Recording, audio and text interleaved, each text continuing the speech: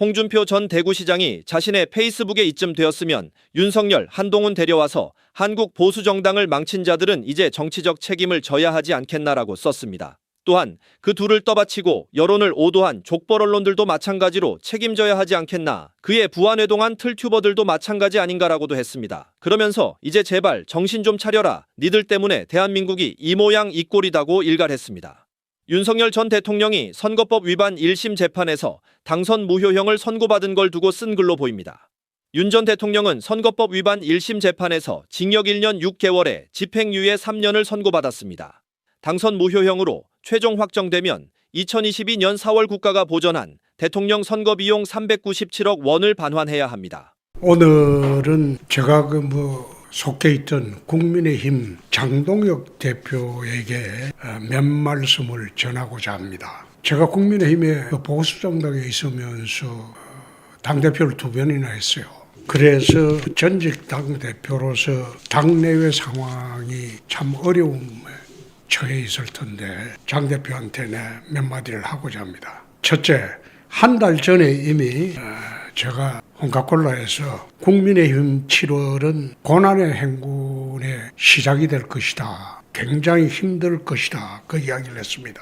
오세훈 재판이 있고 다음 주에는 또 윤석열 선거법 위반 재판이 있습니다. 오세훈 재판이 저는 유죄로 예상을 했습니다. 그리고 윤석열 재판도 유죄가 될 것으로 봅니다. 그렇게 되면 내년에 서울시장 보궐선거도 해야 되고, 또 오세훈 시장이 유죄가 됨으로써 국민의힘의 유력한 대권 주자가 사라지게 되었습니다. 오세훈 시장이 항소심에 가서는 좀 전략을 좀 바꿔서 접근을 하면 참 좋겠다, 그런 생각을 하고 있습니다. 지금 명태균이가 사기꾼, 여론조작꾼, 그것만으로는 재판 대책이 되지 않을 겁니다. 이번에 법원에서 10개의 여론조사 중에서 5개만 유죄를 선고했어요. 나머지 5개도 유죄를 선고할 수 있었을 건데, 그것까지 선고하게 되면 항소심에 가서 파기환송할 걸 명분을 주게 됩니다, 대법원이나. 그러니까 1심에서 아마 재판부가 그것까지 고려해서 아주 치밀하게 이론 구성을 한 것으로 보입니다. 항소심이나 대법원에서 이 재판을 돌파하기 위해서는 오세훈 시장이 새로운 소송 전략을 세우지 않으면 좀 어렵겠다, 그런 생각이 듭니다. 윤석열 선거법 위반이 유죄가 되면 당으로서는 치명적인 재정적인 손실이 옵니다. 한 400억가량 그걸 국가에 다시 내놔야 하는 그런 문제가 생깁니다. 또 추경호 재판도 현재까지 돌아가는 분위기가 별로 좋지가 않습니다. 추경호 재판은 당의 계엄관여 여부를 직접적으로 문제가 되는 그런 재판이기 때문에 당에서도 좀 신경을 쓰는 게 좋겠다. 그리고 합수본의 신천지 수사도 아직도 계속하고 있습니다만은 이것도 심상치 않다. 여기에 대한 대책도 세우라고 이미 한 달 전에 이야기한 바가 있습니다. 두 번째, 지금 징계정국이라고 이제 아우성인데, 징계는 당대표 비판하는 것은 징계 대상이 안 되죠. 정치적 의사결정의 자유니까. 그러나 부산 북갑 보궐선거에 가서 무소속 후보를 도운 행위는, 이것은 아주 중대한 당규 위반입니다. 이것은 징계도 중징계에 해당되는 그런 당규 위반입니다. 이걸 그대로 방치를 하게 되면 다음 총선에서 이런 일이 수없이 일어날 겁니다. 그래서 그것은 당인의 자세가 아니기 때문에 부산 북갑 보궐선거 관련 일부 국회의원들의 행태는 반드시 중징계로 해야 하는 것이 당의 졸린 목적이고, 앞으로 총선 때도 마찬가지 선례가 될 겁니다. 일부 소장파 중에서 당대표를 비판하는 거, 그거는 괴념치 말아야 할 겁니다. 원래 그 당의 당내 소장개혁 바라는 애들은 옛날이나 지금이나, 옛날에도 그랬어요. 이 사람들은 대여투쟁에는 겁이 나서 나서질 않습니다. 보복이 두려우니까요. 그러니까 당내 투쟁은 아주 지독하게 못되게 해요. 오히려 민주당이 우리 당을 공격하는 것보다 더 못되게 공격을 해온 게 그 당의 당내 소장파들의 전통입니다. 그래서 그러려니 하고 넘어가도록 그렇게 하십시오. 세 번째, 이준석 대표와 야권 통합에 적극적으로 나서주기 바랍니다. 지금 보수정당에서는 대선 주자로서 오세훈 시장이 살아나면 모르되 그렇지 않으면 이준석 대표와 장동혁 대표, 현재로서는 두 사람밖에 보이지 않습니다. 안철수 대표가 있기는 합니다만은 안철수 의원은 그 사이에 너무나 많은 오락가락하는 행보를 보였기 때문에 국민들 신뢰가 많이 떨어졌어요. 그러니까 이준석 대표를 배척하지 말고, 이준석 대표도 사실 그 당에서 억울하게 누명 쓰고 쫓겨난 겁니다. 그 윤석열 정권이 이준석 대표를 쫓아내면서부터 무너지기 시작했어요. 그때부터. 그래서 이준석 대표와 장동혁 대표는 동병상련하는 그런 관계다. 그래서 이준석 대표를 만나서 서로 속을 터놓고 좀 이야기하고, 그리고 당 통합을 해서 야권이 하나 돼서 이재명 정부에 대항을 해 주시기 바랍니다. 네 번째, 87 체제 종식을 위해서 이제는 제7공화국으로 개헌을 해야 할 때입니다. 개헌 문제는 국가적 대사의 문제이지 그게 당파적 이익으로 접근해서는 안 되는 그런 문제입니다. 그래서 마침 이재명 정권이 조정식 국회의장이 들어와서 개헌을 화두로 던졌으니까 이것을 거부하지 말고 제7공화국의 새로운 지표를 여는 그런 개헌을 반드시 합의하시기 바랍니다. 야당은 그렇습니다. 야당의 요구, 야당의 또 새로운 헌법과 상치되는 부분이 있으면 표결에 안 들어가면 그뿐입니다. 그러나 협상 자체를 거부해서는 명분이 없고 야당으로서 존재 의미가 없습니다.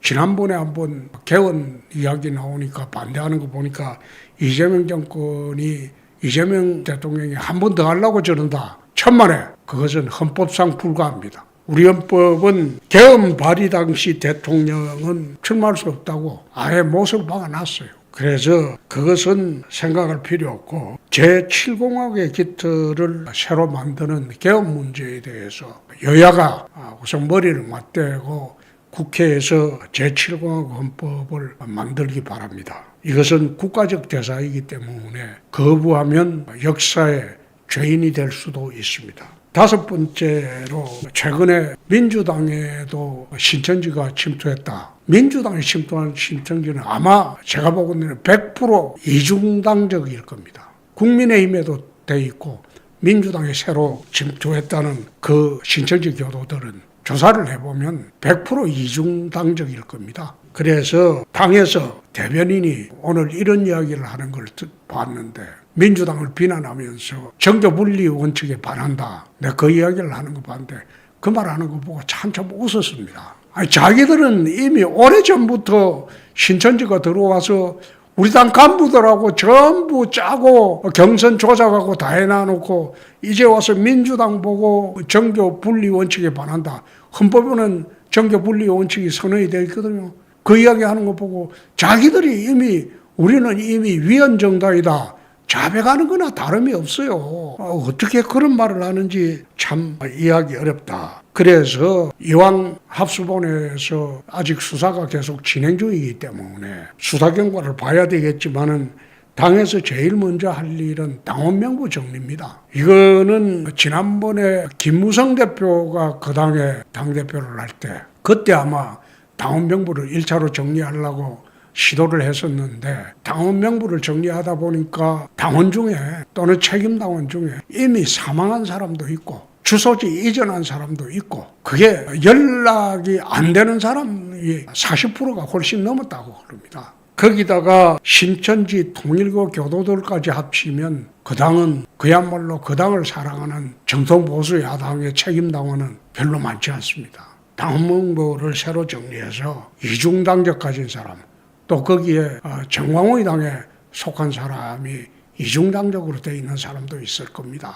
그래서 그걸 새로 싹 정리하고 새롭게 책임당원을 모집해서 그야말로 정통 보수주의 정당으로 거듭나기를 기대합니다. 오늘 제가 이렇게 들은 말씀은 5가지입니다. 다시 한번 요약해서 말씀드리면 한 달 전에 이미 국민의힘의 7월은 고난의 행군의 시작이 될 것이다. 오세훈 시장은 이미 1심 판결이 났고 다음 주에 윤석열 대통령도 저는 유죄가 될 것으로 봅니다. 추경호 재판에 합수본의 신천지 수사 이 모든 것을 당에서 잘 대처해 주시고 두 번째 부산 북가 보궐선거에 해당 행위자들은 중벌로 중징계로 다스려야 할 겁니다. 그냥 설렁설렁 넘어가면 당의 기강도 서지 않을 뿐더러 이거는 그냥 넘어갈 수 없는 문제예요.